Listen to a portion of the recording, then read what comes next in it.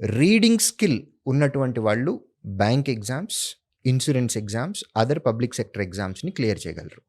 Rule number 1, reading skill ఉండాలి. స్పీడ్గా చదవటం, చదివింది అర్థం చేసుకోవటం రావాలి. సో అది listening habit, reading habit and speaking habit. ఈ 3 ఎవరికైతే ఉంటాయో వాళ్ళకి మాత్రమే పాసిబుల్.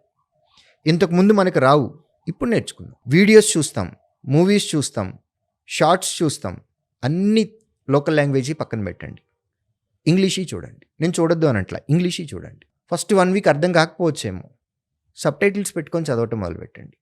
సబ్ టైటిల్స్ పెట్టుకొని వినటం మొదలుపెట్టండి. చదువుతూ చూడండి. ఒక 1 మంత్ తర్వాత సబ్ టైటిల్స్ అక్కర్లేదు మనకి.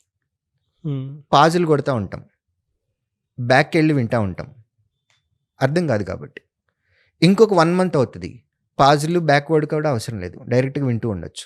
మనం మాట్లాడాలి, ఎదుటి వాటితో కమ్యూనికేట్ చేయాలి. మన ప్రాబ్లం ఏంటంటే ఇంగ్లీష్లో మాట్లాడాలి అని అంటే మనం ఖచ్చితంగా తప్పులు మాట్లాడతామని మనకు తెలుసు. మనం మాట్లాడితే ఎదుటి వాళ్ళు మనల్ని ఏమంటారో, పక్కకెళ్ళి ఏం కామెంట్ చేస్తారో అనే భయం. First forget about that.